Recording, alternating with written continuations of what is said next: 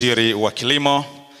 Tunaye mdau muhimu sana wa maendeleo kwa taifa hili, Profesa Ntumbo, lakini amefanya makubwa pia kwenye masuala ya kilimo. Tutakwenda kusikia baadaye wakati wa hotuba yake. Na kwa heshima na taadhima, mara baada ya wageni rasmi watu wote wameza kuketi, niombe kwa heshima kubwa tusimame kwa kiasi, tumshukuru Mungu angalau kwa dakika moja ili kusanyiko hili tulikabidhi mikononi mwake. Naomba tusimame kwa ajili ya sala fupi tafadhali. Kila mmoja kwa imani yake ataendelea kuomba alipo, lakini kwa heshima kubwa tunayainua majira haya na kuyakabidhi mikononi mwake Mungu ili tuweze kuanza salama na kukamilisha salama kwa kadiri ya mpango wako e Bwana. Neema na baraka zako zikashuke, vunja kila aina ya pando ambalo kulipanda miongoni mwetu Bwana. Katika jina la Kristo Yesu mfalme nalikabidhi kusanyiko hili mikononi mwako. Amen. Asanteni sana. We may get seated. That was a very short prayer. You can pray with whatever the belief you have in you, but we just want to be connected to God and make sure that whatever happens here, God is with us. Kwa heshima kubwa naomba tuanze moja kwa mujibu wa ratiba yetu. Mheshimiwa mgeni rasmi, kwa niaba ya Waziri wa Kilimo, naomba sasa nichukue nafasi hii kumkaribisha mkurugenzi wetu ambaye yeye ameamua kuiacha familia yake mbali sana ughaibuni, akaamua kuambatana na wakulima wa Kitanzania, akaamua kuelekea huko maporini kwa miguu ndani ya miaka 5.5, na hatimaye leo tunakamilisha kwa salama tukiwa pamoja naye mradi huu.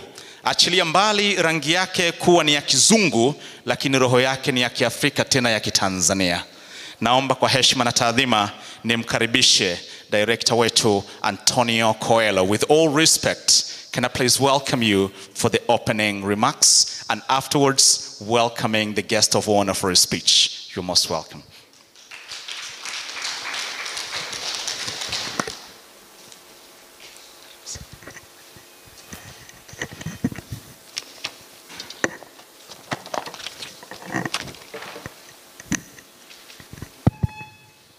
Habari za asubuhi. Na wasalimu kwa jina la Jamhuri ya Muungano wa Tanzania.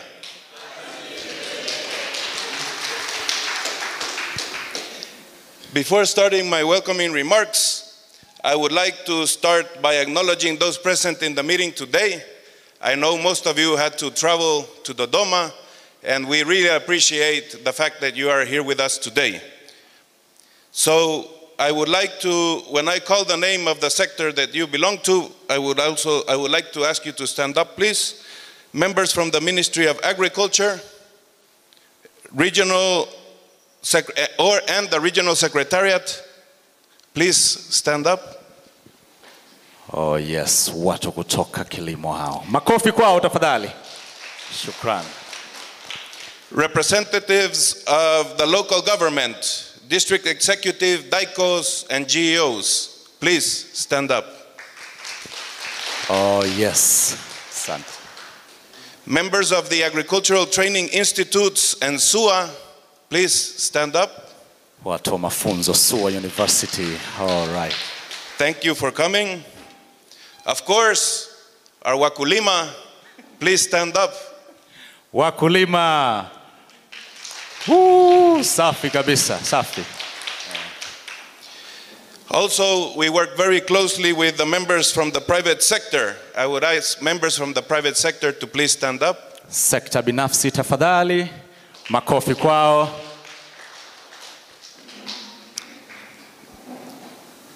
Usaid IPs and also other donor-funded projects, implementers working very closely with us, please stand up. Wafadhili wetu hao, makofi mengi zaidi kwao tafadhali. We also have wanunuzi, aggregators, and agro dealers, MSMEs working closely with us. Please stand up. Safi kabisa. Shukrani kwa kuja.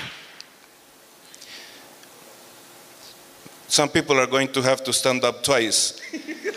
NGOs and non-state actors, please stand up. All right. Of course, my dear Mboga na Matunda team, please stand up. Mboga na Matunda team. Oh yes, hallelujah. Members of the media, please stand up. Waandishi wa habari, safi kabisa, asante. Thank you all for coming once again, for making this trip. It means a lot to us to have you all here today. Now, let me start with my welcoming remarks. Naibu Katibu Mkuu Wizara ya Kilimo, Professor Ziza Tumbo, Mkurugenzi Mkuu wa Shirika la Maendeleo la Watu la Marekani, Madam Kate Sombonsiri, Mwakilishi kutoka TAMISEMI, Mr. Mavika, Dr. David Nyange, Mkurugenzi Sera Bora, mabibi na mabwana, karibuni sana kwenye kikao cha kufunga mradi wa Feed the Future Tanzania Mboga na Matunda. Kabla ya sijaendelea, napenda kuomba msamaha kwa Kiswahili changu kibovu. Ingawa ni rahisi zaidi kwangu kuendelea kwa Kiingereza, nitajitahidi kuongea kwa Kiswahili. Tafadhali naomba mnivumilie.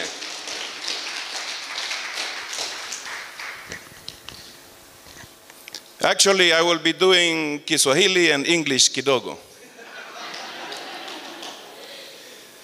Feed the Future Tanzania Mboga na Matunda ni mradi wa miaka 5.5, Januari 2017 mpaka Juni 2022, unaofadhiliwa na serikali ya Marekani kupitia shirika lake la maendeleo la watu wa Marekani, Usaid.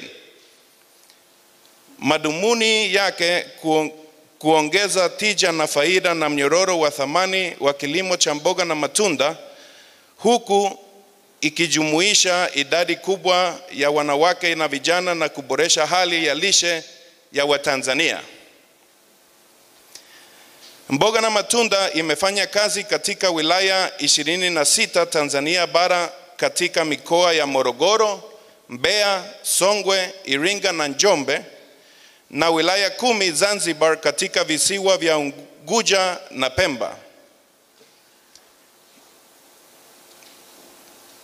Mradi unatumia mfumo wa kushirikisha wadau mbalimbali ili kutoa huduma za kilimo bora, teknolojia za kilimo pamoja na elimu ya lishe, ili kuwafikia Watanzania kwa maelfu wanaojishughulisha na mnyororo wa thamani wa mboga na matunda.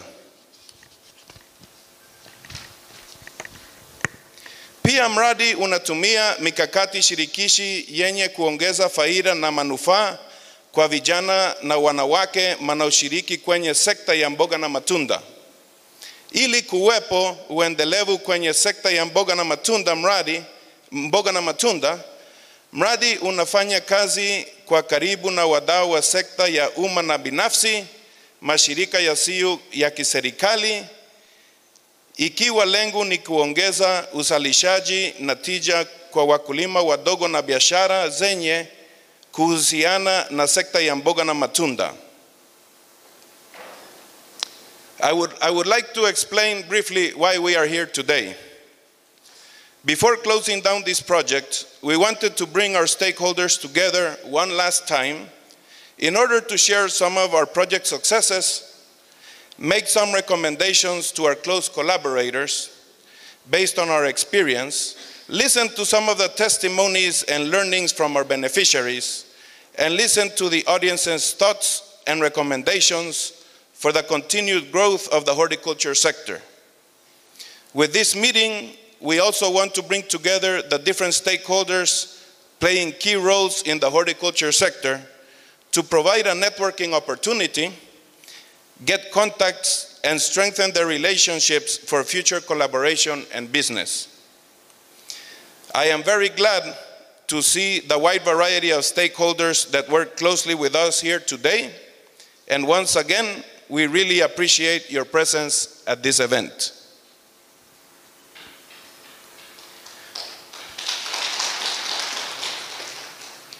Before introducing our guest of honor to open this event, on behalf of the Feed the Future Mboga na Matunda team, I would like to end by thanking Usaid for your trust in us and for providing guidance and giving us the opportunity to implement this activity. This investment to develop the horticulture sector in Tanzania has changed the lives of hundreds of thousands of Tanzanians, and for that we thank you. We are also happy to know that despite of the closure of the Feed the Future Tanzania Mboga na Matunda activity, Usaid remains committed to supporting the horticulture sector in the upcoming years and to strengthen Tanzania's youth, building on the success achieved so far by Mboga na Matunda, and to support the government of Tanzania's goal in its new plan, the Agenda 1030. Where agriculture has been highly prioritized and identified as a key economic driver for the people of Tanzania. I am sure that with these commitments, there is a bright future ahead for Tanzania's development of the agriculture sector. Ninapenda pia kushukuru Wizara ya Kilimo, serikali za mitaa, TAMISEMI, na maafisa ugani wa serikali, sekta binafsi, mashirika yasiyo ya kiserikali, wakulima na wadau wengine wanaoshughulika na mboga na matunda kwa ushirikiano mkubwa. Matokeo ambayo yamefikiwa na mboga na matunda yasingeweza kufikiwa bila ushirikiano wenu. Asanteni sana.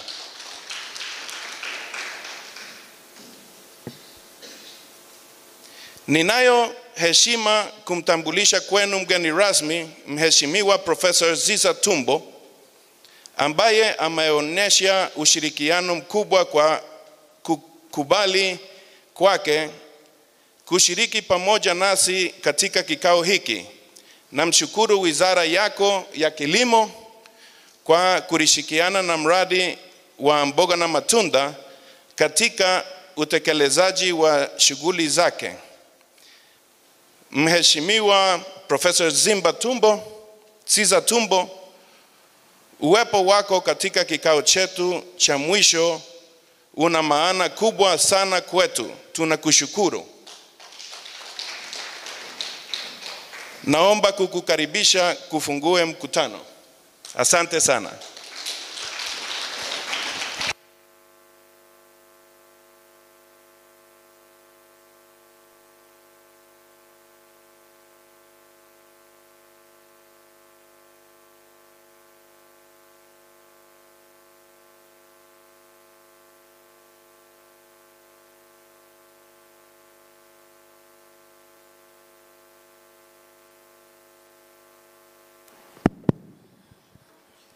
Jamhuri ya Muungano wa Tanzania.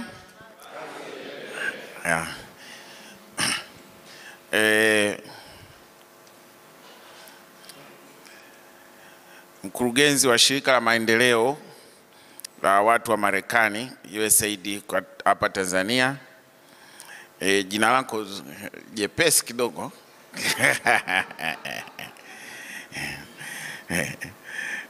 Vic Kurt Somvogiri Asiri. Sijui kwa kifupi ungependa wewe unaitwa nani? Kate. That's better, much better. Mkurugenzi wa mradi Mr. Antonio, mwakilishi kutoka TAMISEMI ndugu yangu Leo Mavika, Profesa Nyange kutoka Serabora. Sijui kama mnafahamu mimi na Nyange tumetoka wapi?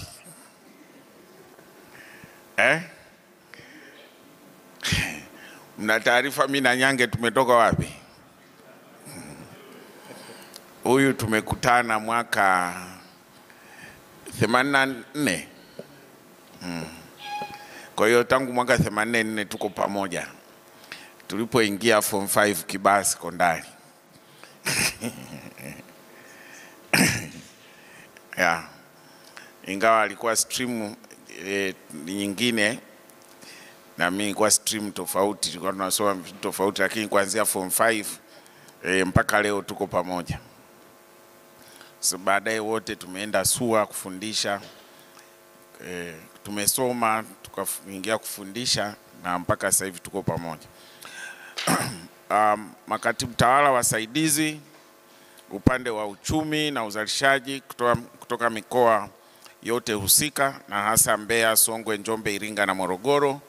Maafisa kilimo kutoka mikoa ya Mbeya, Songwe, Njombe, Iringa na Morogoro. Wakurugenzi na wawakilishi kutoka makampuni binafsi yakiwemo ya pembejeo, fedha na uzalishaji. Wakuu wa taasisi na idara mbalimbali za serikali.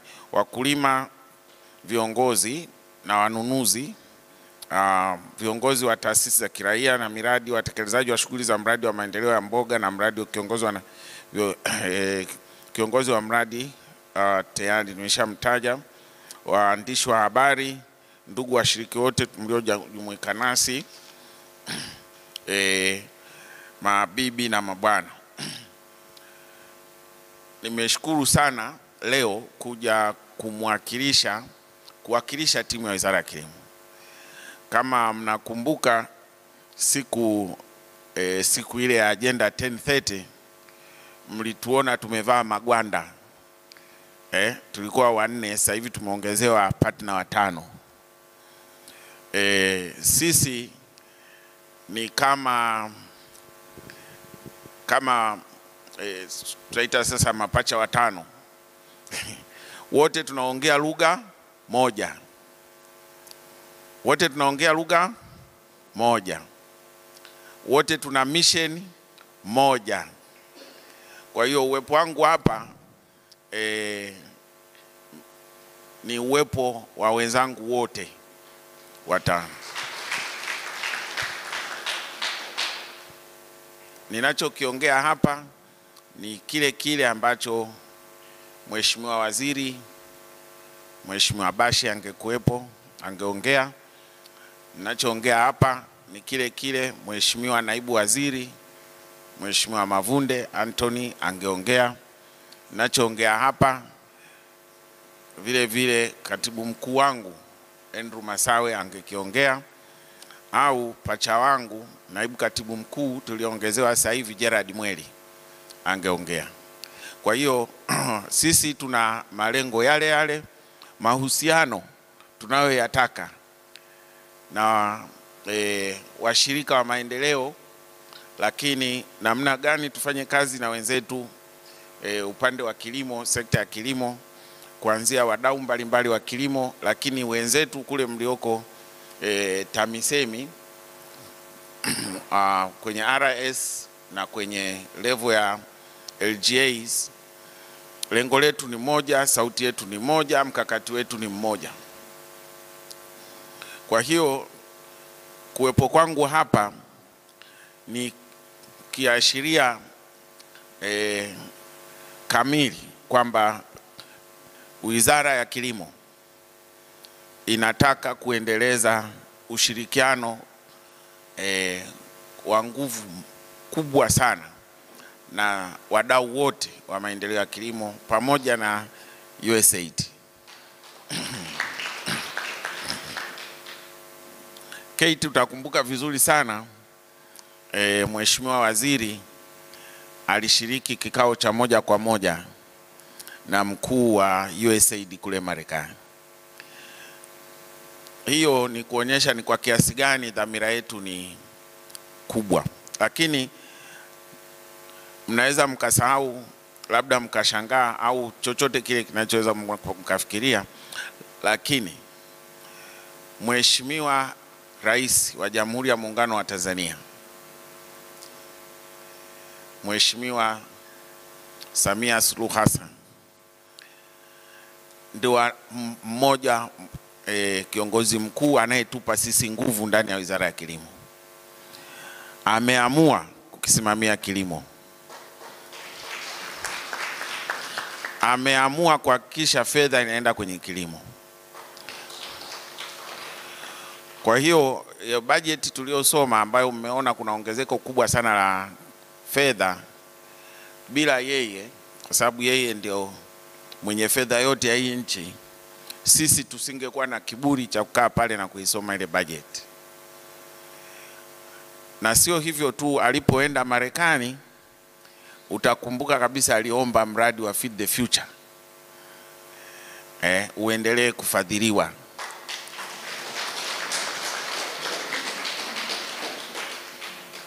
Ni yeye mwenyewe Mheshimiwa Rais aliyeomba ule mradi uendelee kufadhiliwa kupitia Usaid. Kwa hiyo tunategemea huu mwisho wa huu mradi ni mwanzo wa miradi mikubwa zaidi.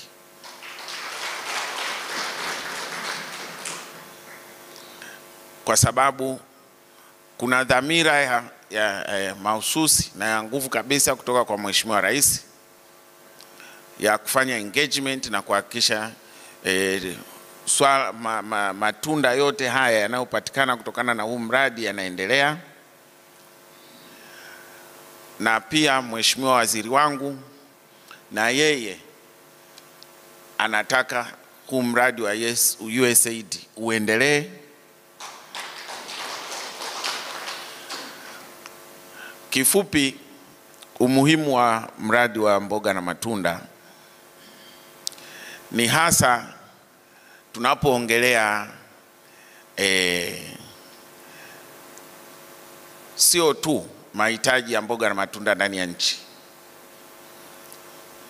lakini vile vile tunapotaka kuongelea usafirishaji wa mboga na matunda nje ya nchi ili iweze kuliletea taifa fedha za kigeni, lakini kuboresha maisha ya wananchi. Kate Antonio, mnaweza msiwe mnafahamu, mimi nimekaa Florida. Nimefanya utafiti kwenye machungwa nikiwa University of Florida. Kule tulikuwa tukiingia kwenye shamba, unakuta kuna shamba la ekari 25,000. Ekari ngapi? 25,000. Uwezi ukatembea kwa miguu.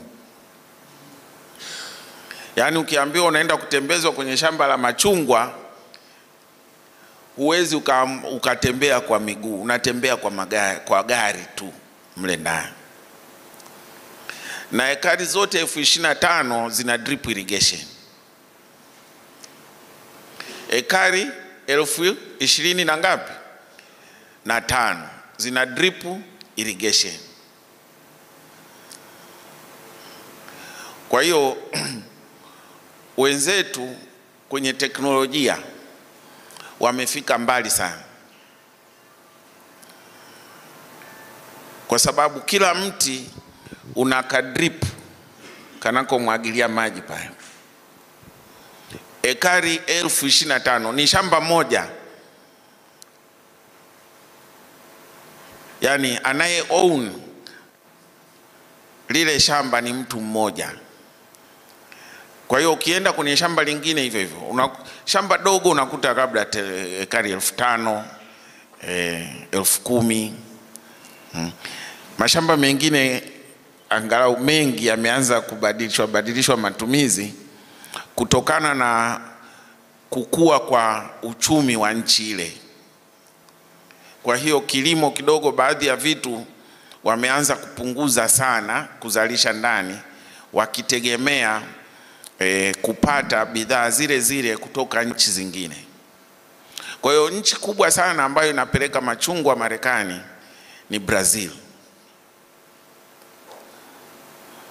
Na hisi ndio nchi kubwa inayopeleka machungwa mengi nchi ya Marekani ni Brazil.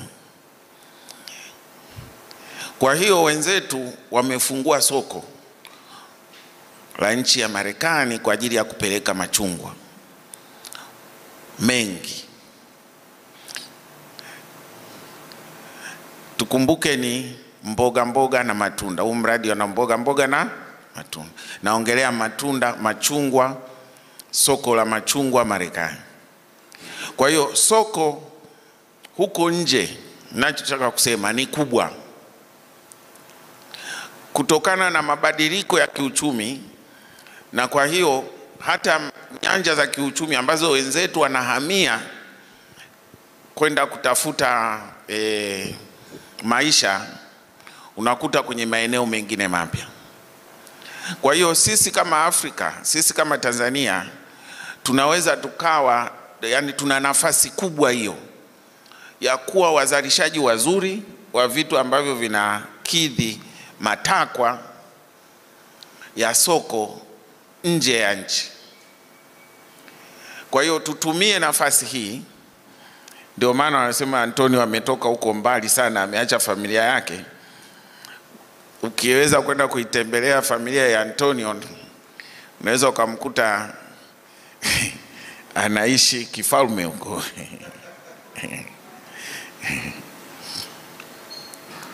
Kwa sababu mimi nakumbuka nikifanya kazi University of Florida, nilikuwa na technician wangu ni mzungu kule, lakini nikimtembelea nyumbani, yani technician namtuma kazi, nikimfika nyumbani kwake nakuta ana kandege kadogo kama anaweza kukapanda kale akafly, ana enjoy, anarudi, anapaki, alafu ana kaboti kake anaendesha kwenye kamziwa kadogo pale.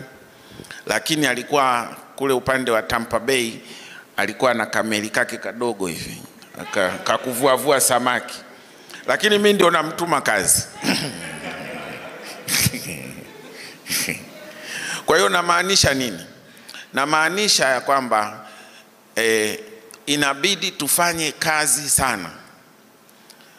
Wenzetu hao wanapokuja kufanya kazi na sisi, sio kwa sababu yani saa nyingine wanatuonea sisi huruma maisha tunayoishi, na wanajua kabisa tunaweza tukatoka kwenye shida tuliopo iwapo tukiamua kufanya kazi. Mimi yule bwana namtuma kazi, lakini akifika kule ananiambia nikupandishe kwenye kindege changu. Alafu nilikuwa naogopa, mimi naogopa sana ndege, kwa hiyo sikupanda, na maji nayaogopa, kwa hiyo hata boti lake sipandi. Lakini ndio ukweli, maisha, standard of living standard. Sisi wenzetu wamekuja ili kutusaidia kuboresha maisha tunayoishi. Ndio dhumuni kubwa. Hawakuja hapa kutulipa mishahara, hawakuja hapa kutupa per diem. Wamekuja hapa kubadilisha maisha yetu.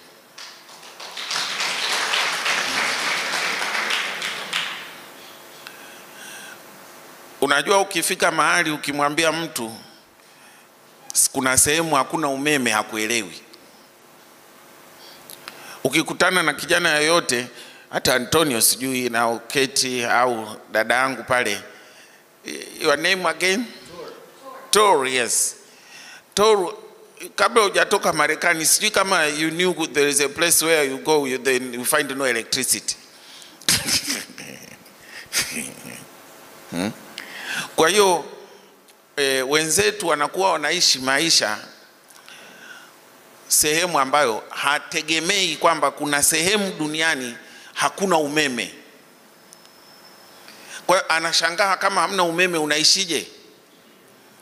Yani there is no way unaweza ukaishi kwa sababu hauna umeme. At one time I was listening to a story by the Washington Post, that lady who, I think the owner of Washington Post at one time was a lady, something like that. Sasa huyu mama wa Washington Post alivyokuwa anaishi maisha yalivyo ya juu, alikuwa hajui kufua mpaka alivyoenda high school. Ndo akajua kumbe kuna kufua. Yani alikuwa hajui kwamba nguo zinafuliwa. Kutokana na maisha yao ni standard ya juu, familia ya hali ya juu. Kwa hiyo yeye akiingia anakuta nguo alizoacha chafu zimeshakaa kwenye kabati anavaa anaondoka. Kwa hiyo kuna changamoto nyingi ambazo sisi tunapitia hapa, wenzetu walishapita siku nyingi. Kwa hiyo ni kazi kwetu wanapokuja kushiriki na sisi kubadili maisha ya watu wetu. Mheshimiwa Waziri anatu challenge kitu kimoja kila siku. Anasema hivi, kusipokuweko na hii miradi ya kilimo, kusipokuwepo, if we don't have these agricultural projects, will farmer continue to farm or they will wait for you? Wakulima wataendelea kulima au watakusubiri wewe? Watalima. Sasa wewe unapeleka kitu gani tofauti? Ni per diem na mshahara? Unachokipeleka kwa wakulima ni per diem unazolipwa wewe na mshahara wako? Kwa hiyo kila siku tunapofanya kazi na wakulima lazima tujue sisi tunapeleka kitu gani tofauti. Vinginevyo we become useless. Tunakuwa hatuna faida kwenye taifa letu. Kwa hiyo mimi nishukuru sana mradi huu wa mboga na matunda, kwa sababu umetusaidia sana. Umeweza kufikia walengwa zaidi ya 944,000 na 720, lakini umeweza kufikia maafisa ugani 255, na naamini baadhi yenu mko hapa, na naamini baadhi yenu mlivaa magwanda. Sasa elimu mliopata hapa, tunategemea hii elimu mtaiendeleza, mradi uwepo au usiwepo. Ukihamishwa ukienda sehemu nyingine, naamini utakuwa ni chachu kubwa sana ya mabadiliko kwenye hiyo sehemu utakayoweza kwenda.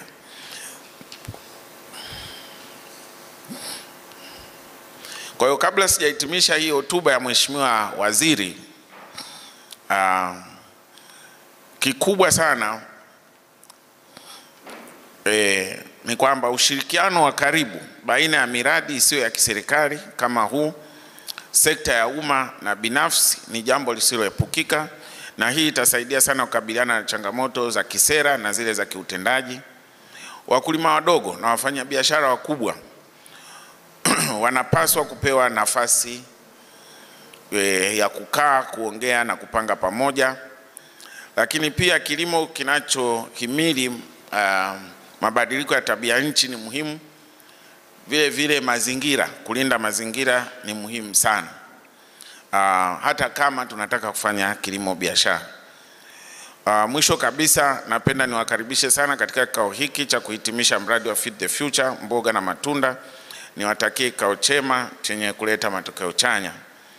Pia nipende kuwashukuru Feed the Future Usaid kwa kufadhili mradi na shirika la Fintrack kwa utekelezaji wa shughuli za mradi, na kuwakaribisha tena katika kipindi kingine ili kuweza kuendelea kusukuma gurudumu la maendeleo katika kilimo cha utikacha nchini. Asanteni sana kwa kunisikiliza.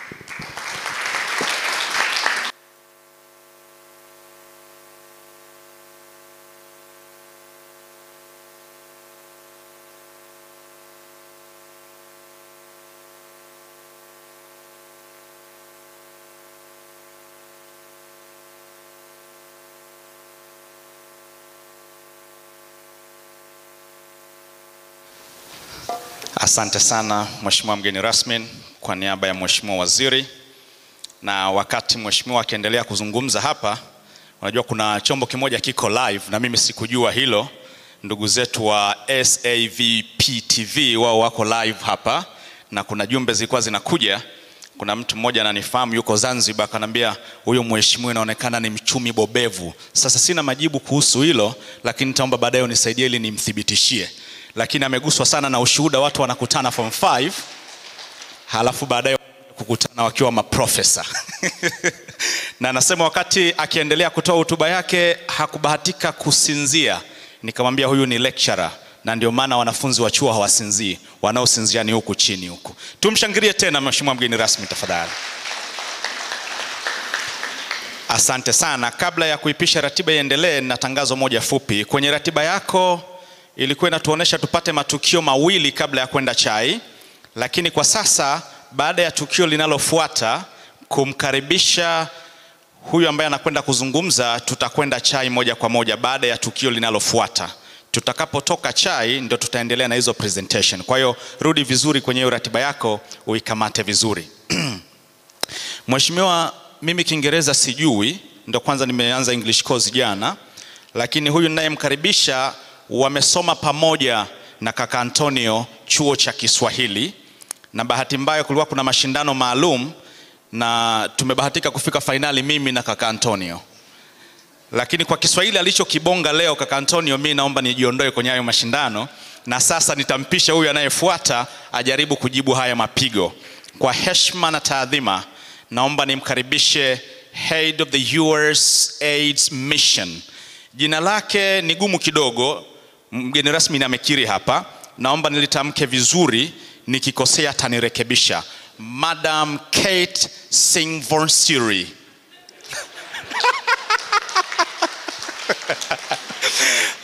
Karibu sana. With all respect, you're most welcome to speak to this public. Karibu sana. Asante sana. That was close, but not quite. For the record, it's Samvang Siri. Siri like kama secret. Siri. Mheshimiwa Naibu Katibu Mkuu wa Wizara ya Kilimo, Professor Caesar Tumbo, wakilishi kutoka TAMISEMI, Bwana Mavika, wakurugenzi kutoka Wizara ya Kilimo na Ofisi ya Rais TAMISEMI, wageni walikwa, wanahabari, mabibi na mabwana, itifaki imezingatiwa.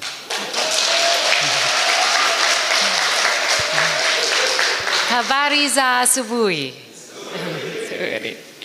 Kwa niaba ya serikali ya Marekani, ni heshima kubwa kusimama mbele yenu leo. Ninaishukuru serikali ya Tanzania kwa ushirikiano endelevu na serikali ya Marekani kupitia shirika letu la maendeleo ya kimataifa Usaid. Kukutana kwetu leo kuna wakilisha lengo la pamoja kati ya serikali ya Tanzania na serikali ya Marekani la kuboresha maisha ya Watanzania kiuchumi kupitia sekta ya mboga na matunda.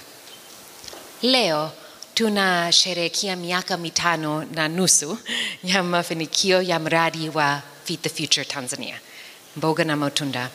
Mradi huu umefadhiliwa na Usaid na kutekelezwa katika mikoa ya Mbeya, Songwe, Iringa, Njombe, Morogoro na Zanzibar. Na kama Antonio ninaendelea kwa Kiingereza. With almost 800,000 new entrants to the workforce every year, and only a small percentage of them able to find jobs, it's vital that we ensure that youth have the necessary skills, technical and soft skills, to create and maintain livelihoods that contribute to their families and communities. And over the past 5.5 years, Mboga na Matunda has successfully done that. They've successfully supported over 874,000 clients to access improved farming, agribusiness technologies, and horticulture. The activity worked directly with over 150 government extension officers in establishing over 2,400 demonstration plots to provide hands-on training to farmers, which enhanced options such as improved technologies. And also, as many of you know today, the micro, small, and medium enterprises in horticulture invested more than $154 million in horticulture and sold goods and services worth $373 million. These are a lot of numbers, but what they amount to is the transformation of lives, and these are great joint accomplishments that everyone in this room should take pride in. Usaid is pleased with all the efforts to innovatively create business opportunities across horticulture activities, and especially those that attracted more women and youth to the sector. For example, we've seen that youth and women's involvement in aggregation services and the raising of quality seedlings. This activity has played a vital role in ensuring food security, both in the regions where it was implemented as well as across the entire country. And apart from increased supply of nutritious food in the activity regions, private sector partners, like many of you here today, including aggregators, transporters, and buyers, facilitated sales to growing Dodoma and Dar es Salaam and across to Zambia and Malawi. So as we celebrate together today the many accomplishments of Mboga na Matunda, and we take pride in the lives that we collectively transformed, let us also acknowledge the work that lies ahead in this sector. And let me reaffirm before all of you today, Usaid's continued commitment to the agriculture of Tanzania and especially to the youth of Tanzania. Mpango mkakati wa Usaid wa miaka mitano unalenga kuwezesha vijana katika sekta ya elimu, huduma za afya, lishe, sauti na uchumi. Usaid itaendelea kushirikiana na serikali ya Tanzania kufanya kazi katika sekta hizi ili kuinua vijana. Ni matarajio yetu kwamba mafanikio yaliyopatikana kukutana na ushirikiano wa sekta hizi yataleta maendeleo endelevu kwa Watanzania wengi, hasa vijana. Tunaamini kwamba vijana ni taifa la leo na kesho. Asanteni sana kwa kunisikiliza na pongezi nyingi kwa watekelezaji wote wa mradi kwa kazi nzuri. Asanteni sana.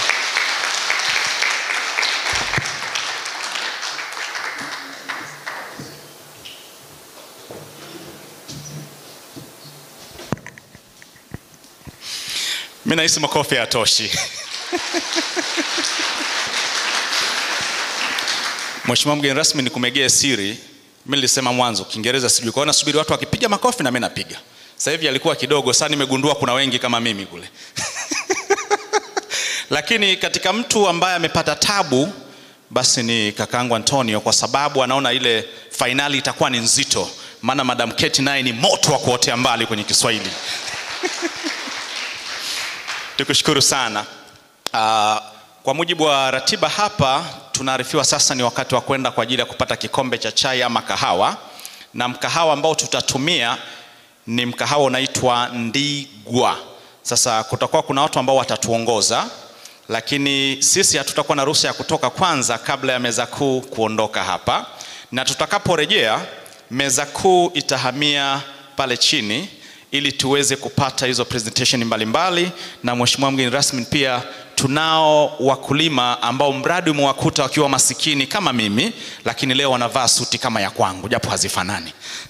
Kwa hiyo baadaye pia tutazungumza na mamilionea ambao wamefanikiwa kutengenezwa kwa kipindi cha miaka 5.5 cha mradi huu.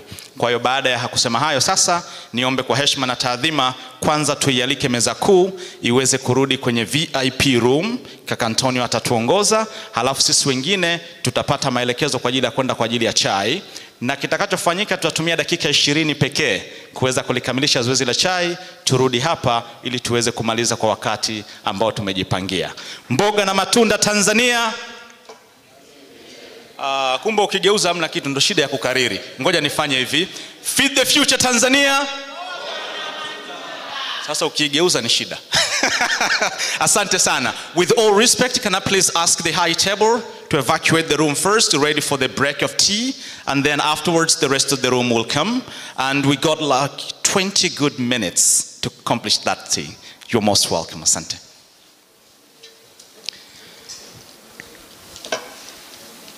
Hatuwapigia hata makofi waheshimiwa wanaondoka kidogo. Wakulima. Asanteni sana. Hapo una nafasi ya kutazama suti zilivyosimama vizuri. Alafu jamani kuna watu. Haya, asante sana. Shukran. Na niombe sasa timu Mboga na Matunda mtuongoze kwa ajili ya kwenda kwenye chai.